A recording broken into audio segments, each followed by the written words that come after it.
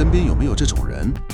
房间乱得像被龙卷风扫过，晚上2点不睡觉，走路还会突然自言自语。更奇怪的是，这种人最后通常都混得不差。你以为他只是怪，但心理学家却发现，很多高智商的人都有一些让人难以理解的习惯，甚至有些行为越不像正常人，大脑反而越强。今天我们就来揭开真正聪明的人最常出现的7个奇怪习惯，看看你中了几个。第1个习惯，越晚越清醒。有些人一到晚上就像突然开机，白天浑浑噩噩，晚上10点后灵感像洪水爆发。你以为他在熬夜，其实他的大脑才刚开始工作。伦敦政治经济学院心理学研究指出，高智商族群更倾向于晚睡晚起，因为夜晚的安静环境能降低外界刺激，让大脑更容易进入深度思考。所以很多聪明人不是懒，而是他们的思维高峰期跟别人不一样。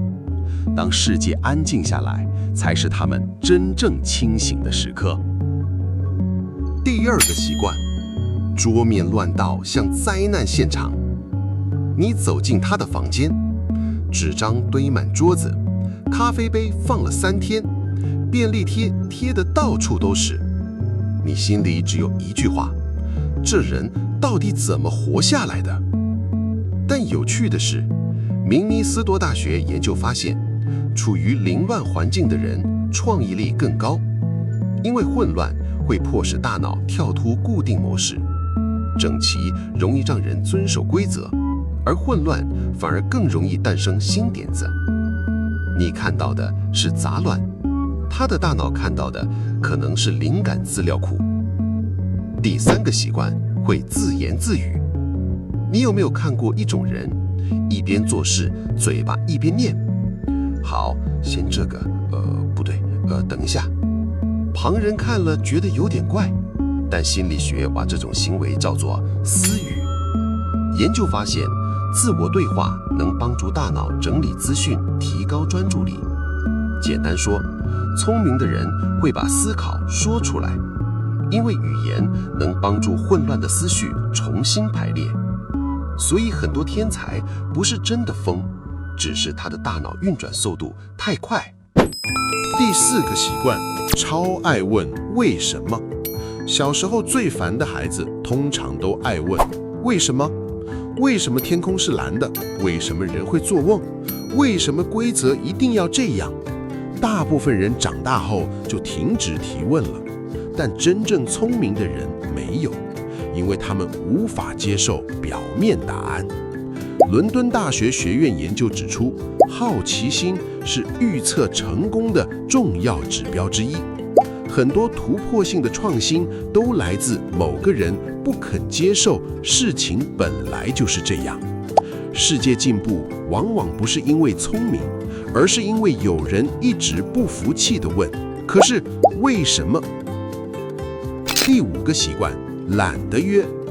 很多高智商的人都有点懒约，聚会不想去，讯息懒得回，一个人待着反而比较舒服。不是讨厌人，而是独处时大脑才能真正充电。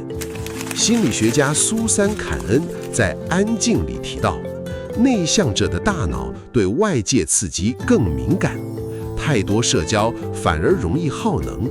所以那些看起来孤僻的人，可能只是在保护自己的思考空间，因为很多厉害的想法都不是在人群里诞生的，而是在一个人安静发呆的时候。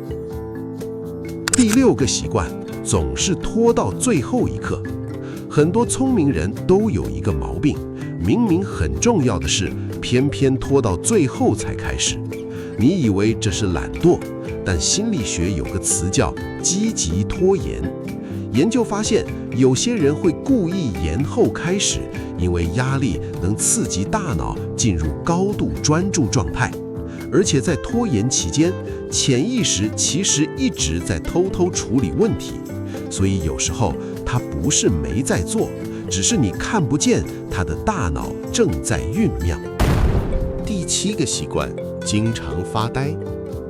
有些人做着做着就放空，眼神飘走，像灵魂突然离线，但其实大脑可能正在高速运转。神经科学发现，人在发呆时，预设模式网络会变得特别活跃。